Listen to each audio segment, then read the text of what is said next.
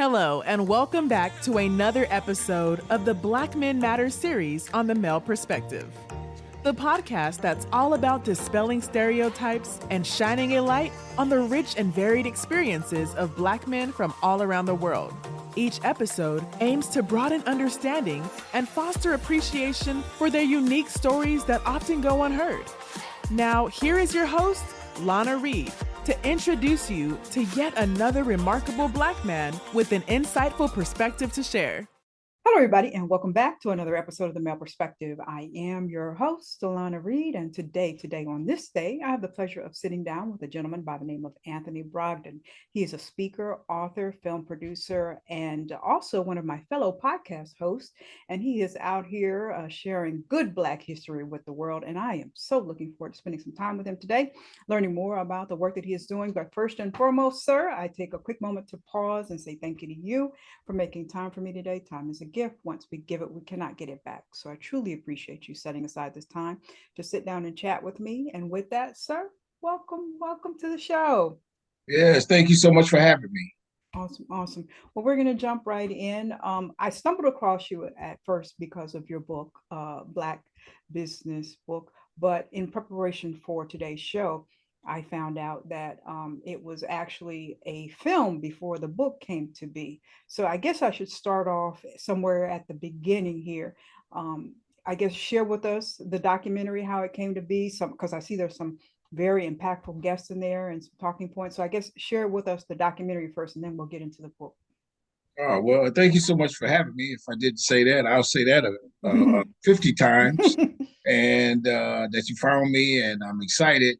The short answer of what happened was I'm in Detroit, and I've always been running around the city doing different activities, things of that sort. And back in 1994, I had a Black History Month event. I held it at a Black HBCU college that was operating at the time, small, college. But I had these business owners who are all in their 60s and even 70s and 80s and 90s. One of the gentlemen who had operated their business 30 years prior to that. So they probably went back to about the 1950s and 60s. And it was just me doing it. And I found the tape like 20 years later. And I said, wow, there's something here. And so that led me on the journey to do some research on the rise of Black business in America. And I found some things that I had never been told before, many things. One of such is that there were enslaved Black people who owned businesses. And I was like, what? No one told me that. Mm-hmm. There were enslaved Black people who went to college. Mm-hmm. And so that led me to say, okay, what can I do with this film to incorporate that history in it? Well, the film was grainy. I shot it with a camcorder. I didn't think that this was going to be the journey. And so I couldn't use it. So I started off at ground zero. And 2 years later, I released Business in the Rise of Black Business in America. And the first showing was at our main museum here in Detroit, the 𝗏𝗏 Museum. And then 2 days later, I was in New York City. I had a showing in Harlem. And this is me putting this together. I'm going to tour this film across the country. Mm-hmm. And the first showing in Harlem had 10 people. I probably paid $500 for the venue, so I lost my shirt. The next showing was at the Harlem Y 2 days later, and I went from 10 to 175 people that came to that viewing. And I'm like, wow, I'm on to something. 2 weeks later, I was out in Los Angeles. Not even 2 weeks. 1 week later, I was in Los Angeles. And I had a showing at the Women's Club of LA, which at the time was one of those private clubs where all the big time actresses, hung out. We had maybe about 75 people at that. And the journey went from there to about 40 other cities, including Tulsa and Dallas and New York again, and Cincinnati and Louisville, all on my own dime. Arkansas, I mean, you can name it almost, any big city. I took the film to it. And the response was tremendous. Someone said to me, I never heard these facts before. And that knew that I was on to something special. Mhm. And the response, I was on to something special. And so that was businessintheblack.net. I then took it to Toronto, Canada. So I had a showing in Toronto, and it did go to London, England, without me.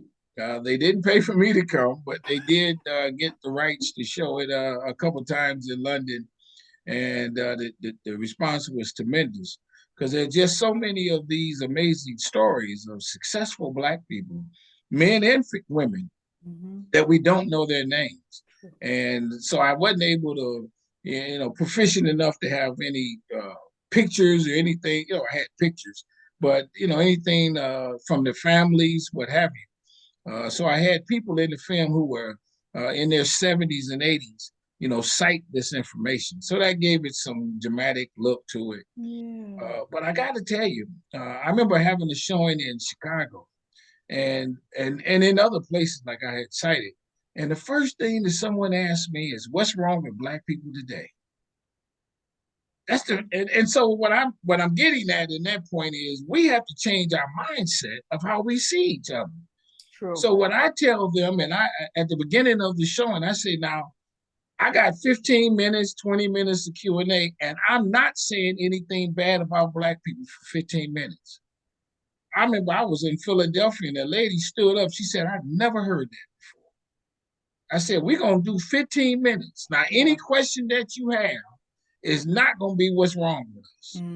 Because I'm not here to do that. I'm not here to belittle these people who are in my film, or the people that the ancestors that came before me, us, to talk about what's wrong with us today. We're going to heighten them up. We're going to celebrate them for the time that I'm here." And I remember doing that another occasion, and I can't recall where I was. And I said, "Can you say good things about Black people?" And there was a lady stood up in the audience. She said, "I can't." I said, and all I said is 15 minutes.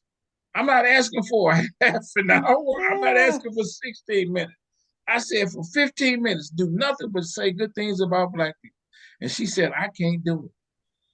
She said, "They have hurt me so bad in so many ways. Don't come to the meetings on time." You know what I mean? The plumber don't do a good job. She go to the restaurant, the food is cold. She had a couple boyfriends that didn't treat her right. She had all this trauma inside of her that she couldn't do 15 minutes. Whoa. And I said, "Now, hold on, sister." I said, "Can you give me 5?" She said, "I can do 5." She said, "I can do 5." And I took her from 5 to 10. When I started citing some of those things that she had seen in the movie. And I took her and the whole audience from 10 to 15. And then the lights came up. That was the end of the Q&A. And she came up to me. She said, "I'm going to try that." There you go. And I knew I was on to something at that point. So that was the release of Business in the Black. If I may say, this is the DVD. No one has DVD players. But back in the day, we can get it on Roku. It's streaming on Amazon. Oh, it is? Okay. Yeah, it is streaming on Amazon. Okay. And it's funny, when I first came out with it, I had a little bag that I would carry the DVDs in. I sold them for $10. And everywhere I went, and this is, DVD time, I would sell that DVD. Beautiful. And the response was just tremendous, of learning these amazing stories of our resilience, even going back to the 1800s. Because a lot of times all we think about is the beatdown. Yeah. We see the picture of the guy with the whips on his back. Yeah. We don't know the backstory about that. Yeah. Of what happened after he showed that picture, or after that picture was taken. The chains are around our neck, so on and so forth. But and I'm not saying that did not happen by no stretch. So much but more. What's the other story to that? And so that's what I talk about. Okay.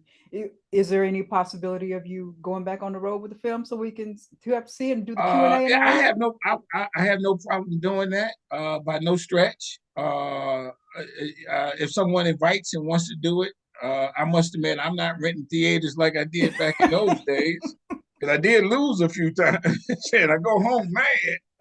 But I give you the story of one that I lost, let's call it. I'm in Little Rock, Arkansas, because I'm on my way to Pine Bluff. I'm going to the Black College there for homecoming. History, yeah. And so you fly into Little Rock mostly. They don't have an airport in Pine Bluff, and so I set up a screening in Little Rock, maybe 3 weeks notice. I found a guy. He had a little cafe or something. He had a screen. It was a beautiful place, and nobody showed up. So I'm sitting there, and he didn't charge me. And you'll hear the backstory. He didn't charge me. He says, "Man," I said, he says, "I want to watch this." So me, him, and his girlfriend sat there through the 75 minutes and watched the film. And I'm in there, and I'm getting impressed too with what I had done. And he is sitting there, and he laughing like, "Man, this is big time." And he gave me $100. I said, "Oh my God." He said, "Man, I want to give you $100 for doing this movie." He had, after that, he probably, I don't know, maybe another 60 DVDs that he ordered from people he told about it for them to watch it. He ordered on their behalf or something like that. But I knew out of that showing, I sold 60 DVDs, which, that kind of covered my pain. That's right. That covered the pain of it all. And so that was, and so we're hungry for that. Yeah. We're hungry to say good things about one another, and that's what I do. And I use Black history as the medium, as the topic. Do you think, because you and I are in the seasoned category, do you think we are doing a good job passing our history on to our young people, or do they just not get the full impact of who we are? Well, see, if I was to say no, then I would have to belittle those who do it. You follow me? Gotcha. And so I'm gonna stay positive from while I'm on your air as best I possibly can. So I know people that are putting their life on the line to make sure Black history keeps alive. Okay. As you mentioned, I have a podcast. I interviewed a lady out of Florida, who has an organization called Faith in Florida, and I don't know how I found it. But she's been on the show 3-4 times, and she tells me that she gets death threats. She's a minister. She's had to have a policeman at her church service on Sunday because she's fighting to help keep Black history alive in Florida. And what they have done is signed up over 500 churches. And they give them a curriculum, they give them, they buy the literature or whatever, and disseminate that and say, these are some of the good things that you need to teach. And this is a process and a strategy from which to do it. And there's so many more stories like that. There's various organizations like Asylum and the different museums that are saying, "Come here, we got programs. Just walk in the door." And so I hope that people, and I know this is going to happen because of the efforts from on a national scale, politically, government, what have you, to try to dilute Black history, that, it brings it to light. So now it's going to have a counter kind of thing to what they want to do. Because now they're saying, you're saying we can't do it? We're going to do it. We're going to find other and more effective ways to get it done. And so it brings it more to the forefront. That's right. And, our elders have been good about passing down our history to the next generation. So we've always had that platform of, this is all we've got. We can't depend on these governmental situations to educate ourselves. We have to kind of do it within our own community. So that's why we're happy we had the Anthony Brogdons in this world doing that. Oh yeah, and I'm not the only one. I just have my own little niche and my own little square that I stand on to do what I do. You also have a children's book, right? I do. I have a children's book titled "They Did It." It's 30 rich Black people that lived in the 1800s. They just tell you their name, the year they was born, and what they did. And it's easy to read format. Even my adult book, I don't add no commentary. Well, I'm going to try to tell you what I think. I'm going to let the fact stand on its own. And I've had several messages. They tell me, I ain't never heard this before. I don't even believe it. I say, well, did you go to the reference section? Yeah. I tell you where I found it. I'm not lying. Some of it I found in Google. And Google took me to where it was. Yeah. I didn't make this up. But I do say, even in my preference, if you don't believe me, what the heck? don't it feel good? You follow me? I'm not saying I'm lying, but if why not let it just be? What if I made up the name? Don't that make you feel good? That this guy was enslaved, and then he went out and owned the business once he got his freedom. And then after he owned, you know what I mean? And I can cite some of the stories from what I talk about in the book. Don't that make why you want to say no? What's wrong with that? So give us, I mean, I'm pretty sure everyone in the book is impactful, but give us one or two that stands out in the Black business book to you. And I give these two out almost every time. And the one that I give every time is the guy by the name of Frank McWhorter, born in 1777. The boy was so bad that his enslaver built the houses in the area. See, not all enslavers were farmers. Somebody got to build a house. True. And do all the things, right? Work the clothes, cut the hair, so on and so forth. And his guy was the guy who built the houses. Construction man, let's call him. And so he don't want to do all this hard work. He tell Frank to do it. Frank, man, he get there, he's starting to watch this guy. He know the materials and how to design the house. He say, hey, Mr. Master Man, why don't you let me do the work? He says, yeah, cool. You pretty proficient. We making money. Frank says, hey, man, come on, man, be a little fair with me. Can I keep some of the money? He says, yeah, man, okay, no problem. You're doing a good job. You're my guy type thing, He says, hey, man, I've been doing this for a while. Is there any way I can buy my freedom? He says, yeah, man, no problem. I give him a price. Frank bought his freedom and the freedom of 18 other people. They name him Free Frank. Then he moves off the plantation. He moves from Virginia up to Illinois. He buys land. He's a landowner now. He incorporates his own town called New Philadelphia, Illinois. And you know what he did? I'm the mayor. This is my town. And everybody who moved here, you got to respond to my rules. There you go. And this ain't even the 1800s. You know what I mean? This is the late 1700s. Yeah. Frank McWhorter. There's a guy who, 𝗃𝗏 Y'all see the passion, everybody. 𝗃𝗏, he bad dude. He was born enslaved. The enslaver says, what I want you to do, man, you know how to work with the metals and stuff like that. And the horse and buggy in the back, the wheel came off. Why don't you go fix it? So he go fix the wheel. That could happen. They on dirt roads, bricks and things. The strap on the horse breaks. The seat falls off. Go fix it. Now slavery ends. The first thing he does, he go into business fixing horse and buggies. There you go. He gets married. He got a son named Frederick. He sends his son to Central State University in Ohio, right? One of the first students at Central State. Central State, he goes in, he studies engineering.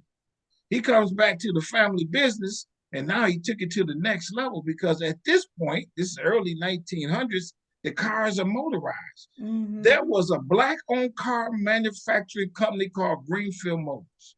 Beautiful. This dude was beating Henry Ford. Beautiful. You know how the brothers do. We got that, now he got sunroof, he got windows, he got them in colors and leather seats, armrests. You know how Henry we do. Ford. They lasted for about 15 years. He's a pillar of his community. Beautiful. And what happened was his great-granddaughters found me. Found the show. They came on the show. They said they didn't even know the great-grandfather had done it. They said they were looking through the house because the house was about to be torn down, whatever. Saw some papers in a box. And it's the marketing brochures. Whoa. It's all of the literature from Greenfield Motors. Whoa. And they have heard that there's one or two cars still left somewhere in America. They said we didn't even know granddaddy had done that. Whoa. Oh my God. I said, really? He said, yeah. And if you look it up, like I say, go to Google or get you a book. But in any event, when you look it up, they ain't making this up. Oh, there's all kind of stories. Madam C.J. Walker was not really the first Black millionaire. Now, she had $1 million, but if you in the 1800s and you got 200,000, that could equate to $1 million in terms. Mary Ellen Pleasant had 400,000. She's out in California. She bad sister too. She bought land and found gold on her land. She got houses and brothels and banks and everything else. She doing the thing. 1800s. Mary Ellen Pleasant. It's those so kind of stories that I talk about. Elizabeth Keckley, a sister that was a fashion designer. She was bigger than all of them in her day. And what happened was the enslaver told her, said, hey, Mary, Elizabeth, go, my buttons is coming off my dress. Oh, I can do that. She sewed the buttons on. She come up with her own, way of doing it. So then it says, can I make a dress? They give her the material. She making dresses. They the nicest dresses that them white folks ever seen. You know how we do? We adding all kind of stuff, showing a little cleavage or whatever it was. She say, golly. So then the word gets out. They let her go up north to Washington, D.C. without them. Unheard of. You can do that. Your enslaver can let you leave and go up north.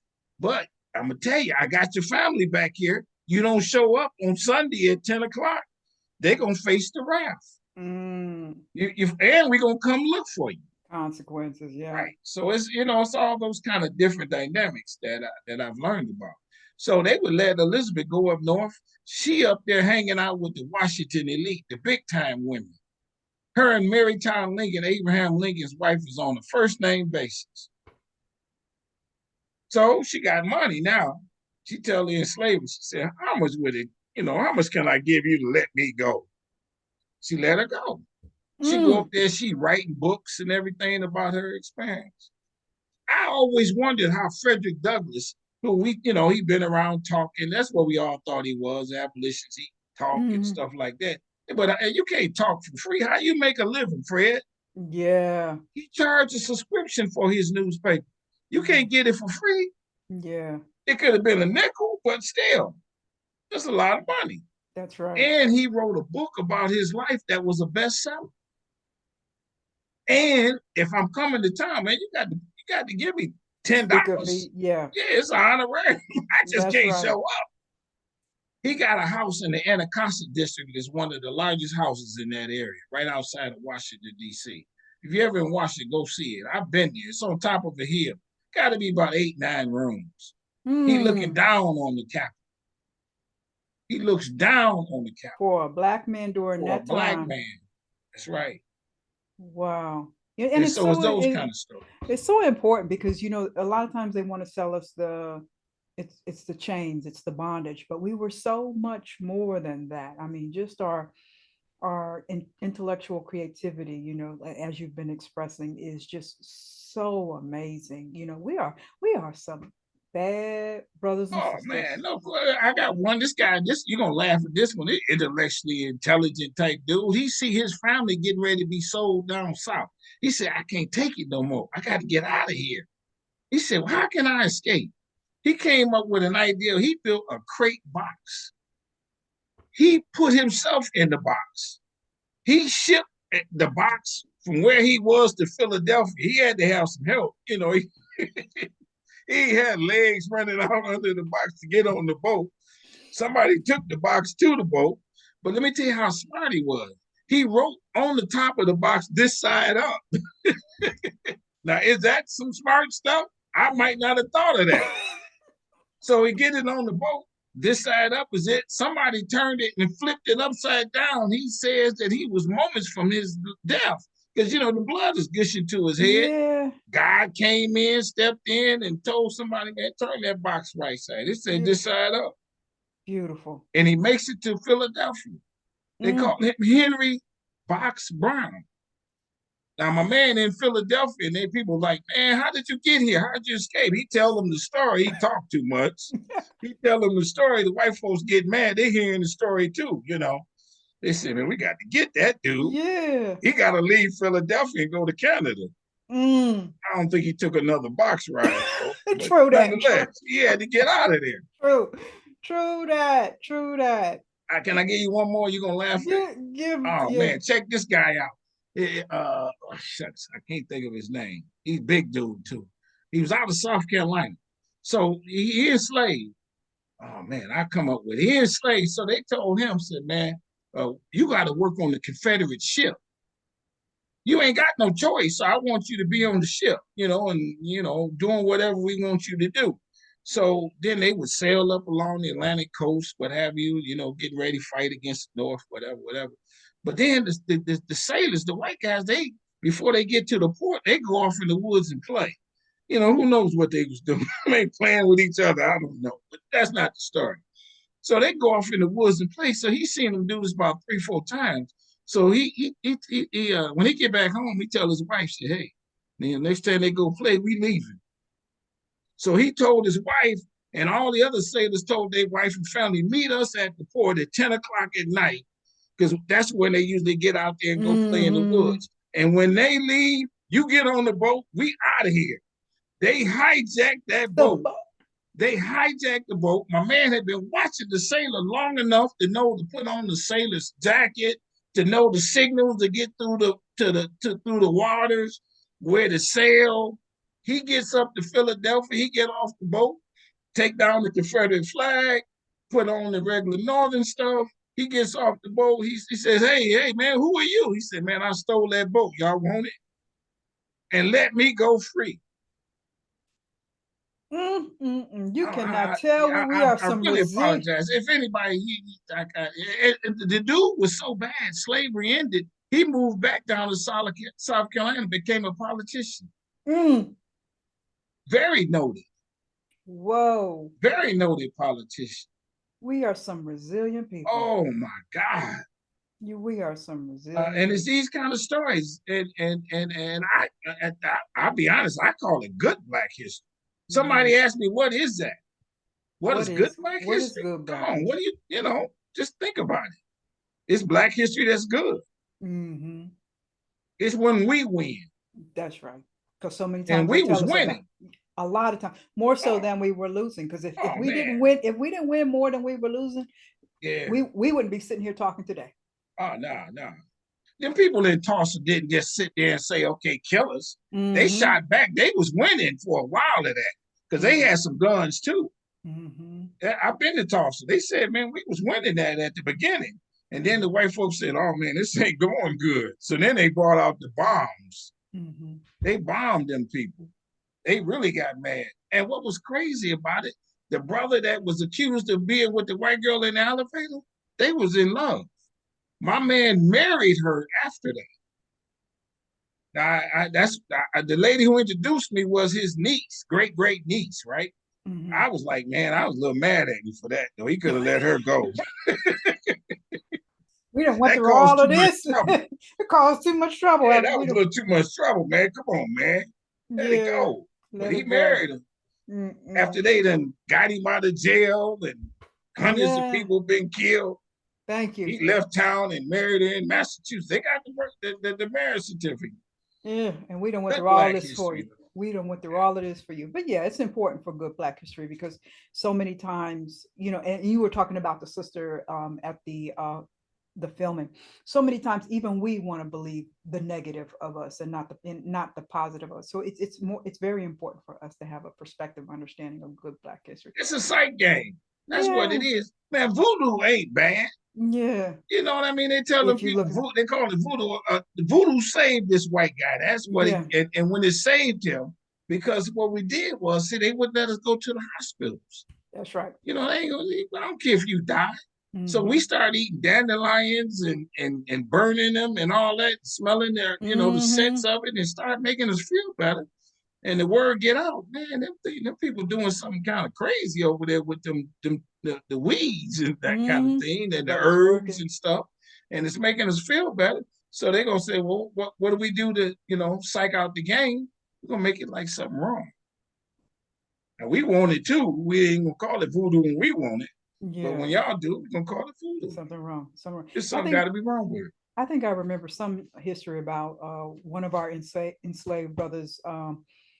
He brought some medicine from Africa, or some knowledge of Africa, and was responsible for, was it measles or mumps vaccine or something like that or whatever. Yeah. But yeah, you know, we're just incredible. And you know, hey, I'm just so glad that you're putting.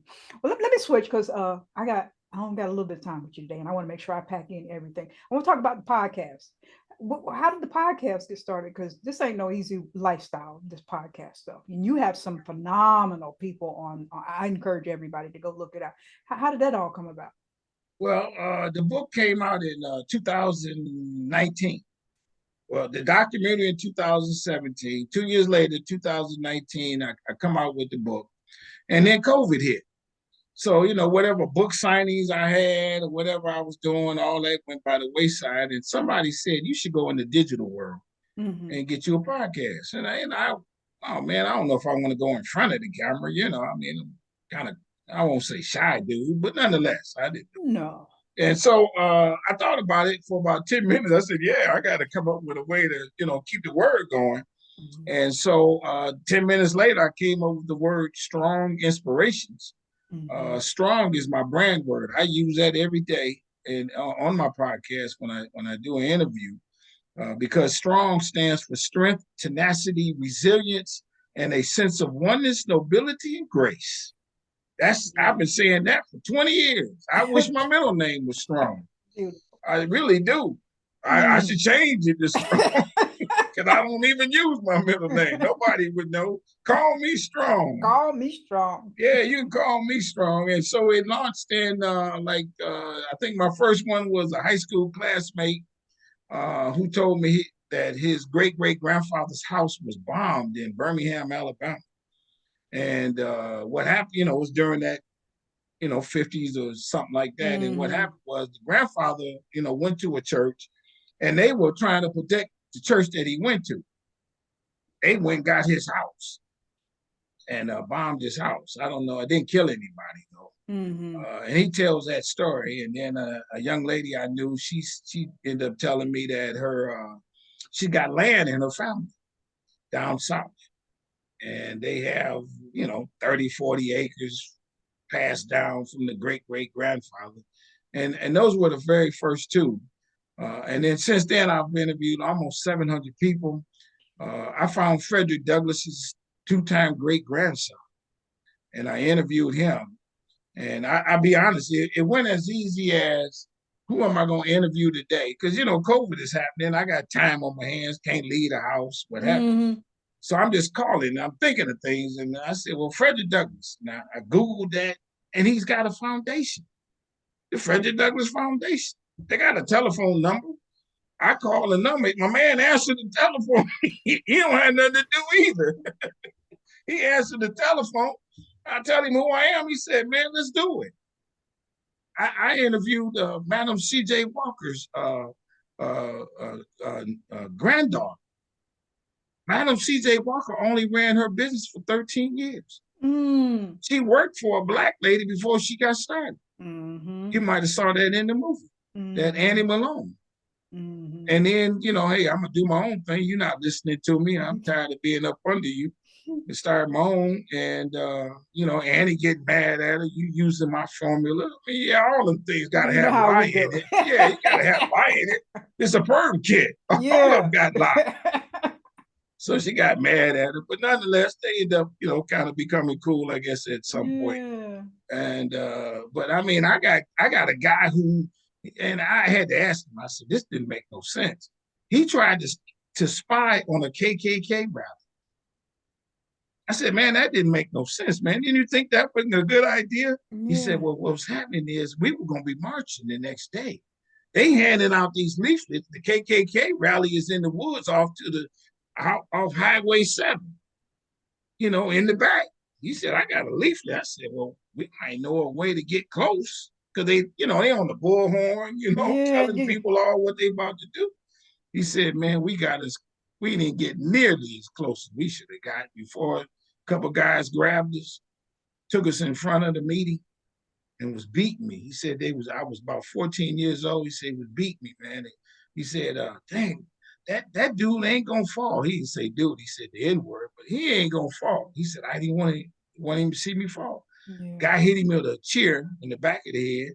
At the same time, the guy hit him from the front. He did fall in. There was a white guy in the audience who might have been with the ACLU or, some, rights organization. Yeah. So my man called the sheriff office. He said, man, they're killing these dudes here at the meeting. What's going on? The sheriff is at the meeting. So the sheriff said, oh my God, they know I'm here. I can't let them kill him. So he take the guy home, take the guy to the hospital. The guy at the hospital said, he bandaged him up. He said, I can't stay because my mom gonna think I've been killed. So he leaves the hospital and go home. The next day, he went to the KKK rally. He was blowing his horn, talking about, y'all can't stop me. And then from that point on, he said, I'm all for the rights. And so it's these kind of stories that and Black women have played a very significant role in this, as the brothers have, and stood up. Like Frederick Douglass was married 40 years. Yeah, he got several kids. He had one son that committed suicide. Yeah, I think I remember hearing that. Yeah, he was married a long time. Big family man, so to speak. And so all that was the way of the times, and that's the good Black history. Good Black history that I try to talk about, and so that's what I have on the podcast. I found a white guy who found out his grandfather was in the KKK and killed the guy. He said when he found that out, he never spoke to him again, and he'd been beat up for liking Black people when he was younger, teaching at an all-Black high school. I found a white guy in Scotland who he found out his great-great-grandfather was the largest enslaver in Barbados. I found a Black guy in St. John, Virgin Islands, who said his great-great-grandfather was enslaved on this land that he owns now. Whoa. He owns it. And it's a tourist attraction because it's on a hill that looks over the ocean, and he built a restaurant on it and everything. Whoa. He said, I don't need no reparations. Every time you pay $10 to come in that fence is my reparation. He said, I'm reparated all good. Already. He got a sign. He said, I don't need no reparations. Oh my We goodness. own this land. They can't take it away from them. It's that kind of thing. I know several people that have bought the land that they were ancestors were once enslaved on. Yeah, I think I read a story of that about the actress Viola Davis. She actually went back and bought the plantation that her family was enslaved on. Yeah. So. Yeah. Oh yeah. There's those kind. That's the good Black history that I talk about, and it talked about in the film, the book, and it's stories like that I look for, and it goes up the gamut on the podcast. It's on YouTube. I don't do them live. Just in case people don't show up on time. I don't show up on time. Cell phone rings, what have you. I don't need nobody else asking no questions. I'm pretty good at it. And then I just release, every once a week or something like that. And it's a labor of love. I don't know about how old I go. And people are now hitting me up, Beautiful. I love it. And it's a blessing. It made me a better person. I ain't gonna lie. Yeah, to hear them stories. Well, I mean, just to hear the stories of what people were telling me, and what we went through, because like I said, I don't know it, I didn't know that could have happened. There's a story, I go real quick. The story of I was at a cookout, and I was, ran into a guy I know. We get to talking. I tell him about the podcast. He pulls me to the side. He said, I got a story to tell you then. So he comes on the show. His grandfather was almost lynched. They had the rope around his neck. And the story goes, I go real fast, I'm about the timing. It is in the 50s in Troy, Alabama. So the white man, insurance man, comes to the house to collect the premium. The wife said, I ain't got it. Can you come back? He smacks her. She smacked him back. He gets out the house. But my man comes back with his buddy about 2 hours later, and they rape her in the house. So the husband come home, he mad, he fuming, and so on. He know who it is, it's the insurance man. But it's Troy, Alabama in the 50s, and this ain't good. So, but he like, all the, caution to the side. I got to do what I can to get to the guy. Well, I'm sure he didn't really mean it. But then at about 3 o'clock in the morning, that guy and a bunch of KKK in the robes come to the house, beat him, strip him naked. They walk him down the street to the tree. They got the rope around his neck. So my man is in a Masonic order. I don't know. There's a distress call that they make. It could be just help, but whatever it is, help, or something like that. There's a white guy under the robe. He's in a Masonic order too. Feels a little compassion. He whispers in his ear, "I'm gonna let the rope go just a tad. You better run. They catch you, ain't nothing I can do." And he ended up in Detroit. And all his kids are college graduates. Oh, wait. It's these kind of stories. And it make you feel good when you hear it at the end, though. You know what I mean? And so that's the story. We got a lot of we got the trauma in our background, but if we say you had some and you still here, there's something to be said about that. That's right. That's why I keep my elders behind me to let me know, reinforcing my mind, whose shoulders I stand, what they went through in the South, and if they got through all of that, like I have nothing to complain about. So have you heard of 𝗵𝗳𝗍𝗵𝗱? She's in Los Angeles. It was a Black woman. She owned all the downtown. Yeah, they got a thing called Biddy Mason. I think it's BIDDY Mason. Biddy Mason Day. She owned downtown. She moved away from the South, and she was a midwife. Made a lot of money. She was good at, delivering the babies. Invested the money, so on and so forth. And she bought land in LA. There's a Black guy named William Leesdorf, who's the founder of San Francisco. You know that one, dear. I know, I've heard that one, yeah. Come on. Black guy founded Chicago. Yeah. I forget his name. 𝗵𝗳𝗍𝗵𝗱. 𝗵𝗳𝗍𝗵𝗱, yeah. Yeah, we are. And Detroit, you in Detroit. Detroit is phenomenal for some history. Oh, man. Shoot, the last fact in my book is Motown. I got to, because I stopped at 1960. He was founded in 59. And they say he was the slacker of the family because his father was kind of rich. His father was, had a grocery store and stuff like that, all these pretty daughters and stuff. Barry working in the plant, but he liked to write. So he started writing some songs. And then, where does the story go? He took what, $600 or $300 or something like that? Yeah. Started Motown. I mean, that was a lot of money at the time. Yeah. Started Motown. Still, yeah, he started Motown. And there is no other record label like Motown ever. It is, I mean, there have been a bunch of them that have come and gone. But like Motown, you go anywhere in the world, they know some Temptations and some Supreme. Detroit sound. Yeah. Yeah, the Black man did that. So when we talk about male perspective, let me give you those. And I'm do what I can to in my part.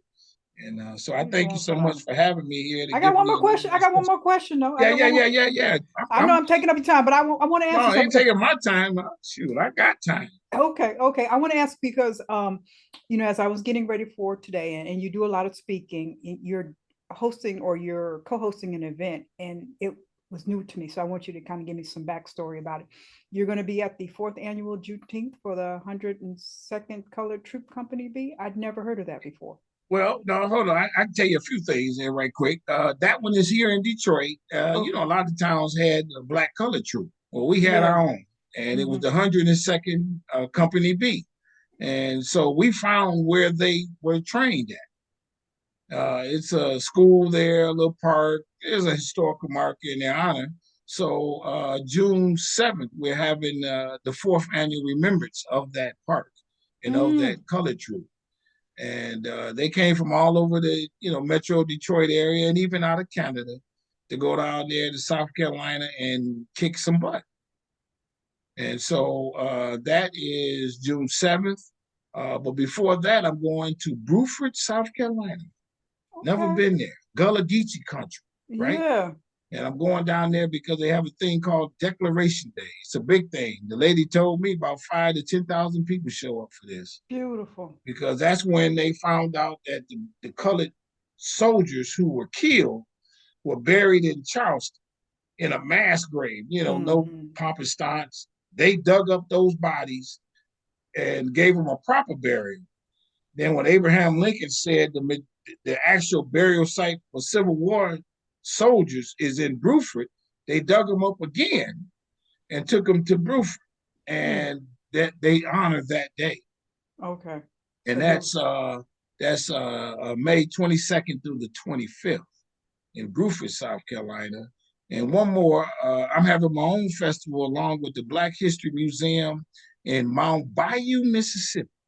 I've never been, I'm scared of Mississippi, but I'm going down there, and you better believe I'm doing the speed limit. I might not even get in the car. They can't stop me for bike riding. I ain't looking left, I ain't looking right. I'm using my hands for signals and everything else down in that town. But I'm going to Mount Bayou, Mississippi, which is about 40 minutes outside of Memphis and stuff like that. I don't know where it is. The town 2025. We might need another green book in 2025. Oh my God! It's at one point it had 5,000 people, but the unique story of Mount Bayou, and it was founded in 1887, is that all the slaves that came off this one plantation, the guy was kind of a cool dude, the enslaver. He allowed them to learn how to read and write and kind of operate businesses among themselves or whatever. Because I'm sure he thought, well, if I treat you right, you'll work right and you won't kill me too. You won't kill me, put stuff in my food or run and stuff. So that was his philosophy. When he died, his brother was head of the Confederacy. So he went from this guy to the brother. Well, it's the Confederacy now, eventually slavery ended. And they all moved off and they bought land, which is now Mount Bayou, Mississippi. And it was a thriving community. I mean, they had the juke joints and the chitlin circuit, and they had their own hospital. They were known for their own hospital. And so it's about 1,500 people. And so it's their annual Founders Day, which is July 12th. And so when the guy told me about it, I had him on the show. I said, man, I want to come down there. And he said, well, we do the Saturday. I said, man, well, let's make it a little bigger than that. And I'll let people know. And maybe I got 2, 3, 4 followers or something that'll join me. So on the 10th, that Thursday, Friday, we're going to have seminars and sessions, learn about that and other Black history. I'm going to do some speaking. And on Friday, we're going to party in a barn and drink some moonshine and eat catfish and suck some hay. I don't mean to make like, have a good old time. Yeah, so that's that Saturday, then Saturday, that's that Friday, and then Saturday is what they normally do. And then church service on Sunday, and then take on out. And that's July 10, 11, 12, 13. All this is on my website, which, if I may say, is businessintheblack.net. Because when you're in business, there's only 2 colors, and that's black and red. And when you're in the red, that is not good. That's not good. So we want some black is where you want to be. And so that's the website, businessintheblack.net, which is where you can get the book, hear about where I'm speaking. I'll be in Philadelphia next week, and then I'm in Martha's Vineyards, I'm in DC, I'm back up in Harlem. I'm throwing down, telling these stories, people. And you found me. I know I'm on the right track. I'm on the right track. I found you. Yeah. Let me ask you my random question before I let you go. My random question. Let's see what I got for you, sir.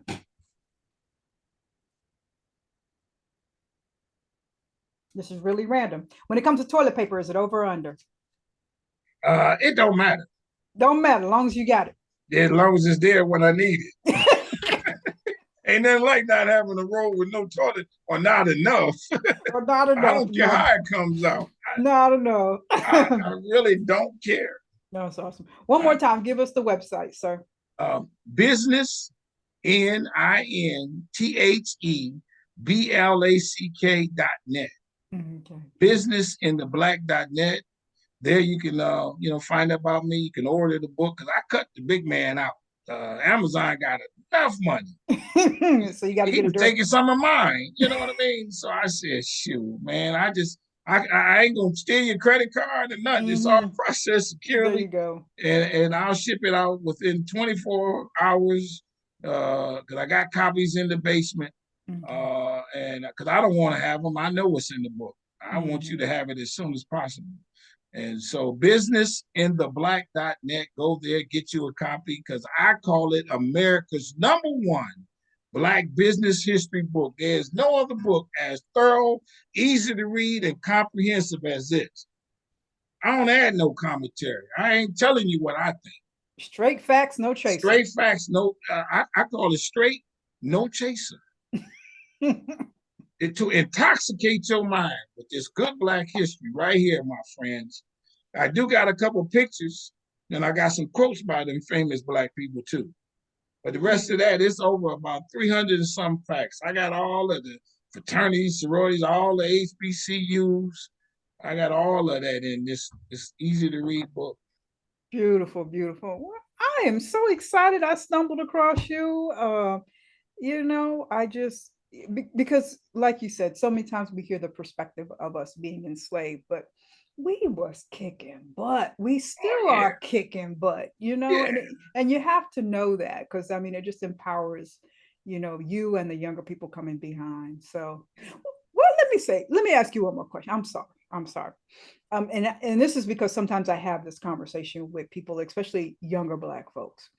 And they'll say, oh, I don't want to hear about that Black history. That's behind me. It don't impact me. It has no bearing in my life. What do you say to folks like that? The importance of learning their history.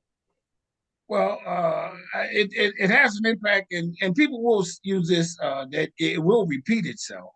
And that is so true, because the other people will try it, and some in a different form, and maybe not so blatant. So if you kind of knew that it happened, you can kind of know what to look for. That's one thing. And again, it's just that inspiration behind it. I think that's terrible, paramount right there, to know who you are and who your people were, who the people were around you, who the people that gave up their lives to help you, and pay a second worth of homage to them, because them people did it and didn't even know you were coming around.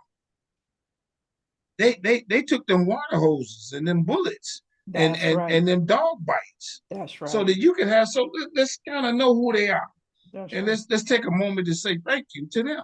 That's and some of the stories. Now, and I'm going to say, go back to Africa too. Once you know that there were Moors who dominated this world, what's that going to make you feel like? Just thinking that, well, we were all enslaved. No, we dominated. There was that period. That's right. White man flipped and called it the Dark Ages. We even explored America, United States, before Mr. Man came here and discovered it. So, just to know, like I said, just to know how amazing we are. It make you feel better. Let's go with that. Make you stick your chest out a little bit more. Yeah, make you stick your chest out. Make you not want to do some things you shouldn't be doing. That's right. There were people who gave it their life. In honor of those people who came before you and went through that's all that. right. Awesome. That's right. Sir, my spirit is full. Thank you so much, sir. Thank you. Thank you so much. And I don't have to tell you, keep on doing what you're doing. Hopefully we'll get another book or so or something like that, or catch up with you when you run around town speaking somewhere. So hopefully we'll be able to catch up with you. So got it. I'm with it. Thanks for having me on your fabulous show. Good questions too. You good at it. That is all for this week's episode of The Male Perspective. I'm your host, Lana Reed, and I will see everybody next time. Thanks for listening to another episode of the Black Men Matter series on the Male Perspective. This podcast is an initiative of Conversations in Color, a 501c3 nonprofit dedicated to uplifting Black voices. Make sure to check out our website, conversationsincolor.org, and be sure to like, share, and subscribe on your favorite podcast platforms. We'll see you on the next episode.